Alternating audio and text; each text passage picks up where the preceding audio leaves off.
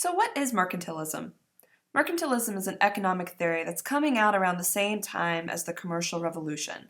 And this idea is that a country's dominance and wealth is dependent upon what it trades and how it gets access to those trades. I always like to joke around with my students that mercantilism is all about making mama money. These mother countries in Europe would go around the world exploring, colonizing, and controlling the trade so that they could benefit. Let me explain. So here we can see the mother country here is benefiting from the gold and silver, the foodstuff, the raw materials, all of those things that they're getting from their new colonies. Let's take the New World, for example. If this is England, then these are all the resources that they're getting from their colonies here in North and South America. The more of those things that they can bring into the country for really, really low prices, then they can export them back to the colonies for lots and lots of money. The whole reason that Europe was building colonies was not for any idealistic reason that we're allowing countries to develop and we're exploring new ideas and allowing new growth.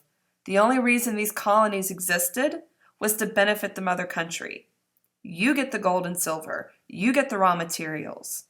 We're going to buy it. Mother country buys it for super cheap, makes something out of it, manufactures it into a good, and then sells it back to the colonists at a really high price. It's all about having a favorable balance of trade. Favorable balance of trade is when you're bringing in very little into the country because that means you have to pay for it, or you get it at a low cost, and then you sell it out of the country at a high cost. That's the favorable balance of trade that made mercantilism successful. Here we see some diagrams that's describing building up that mother country's treasury, their economic resources with gold and silver, and then creating that balance of trade so that they're making money, not spending it to have it brought into the country. The third diagram shows you the relationship between the colonies and the mother country, because again, the only reason a colony exists is to benefit mother country.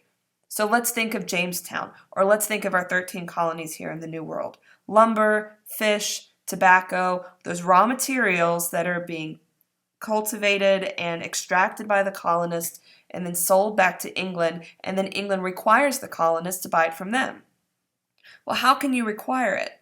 Well, I guess you can use the law of the colonies, but another trick that they used is called a tariff. Protectionism is this idea that to protect your own local business or your own local economy, you need to make everybody else's stuff more expensive. A tariff is truly a tax on trade on all those imported goods. So here's the diagram. You can buy our product for $4, or you can buy another country's product, but we're going to put a tax on it as soon as it comes into the country, so instead of $4, it's $5. If we're just looking at economic sense, you're going to buy the cheaper one if it's the exact same. Tariff is something that the mother countries will use to make sure that they're getting the best favorable balance of trade.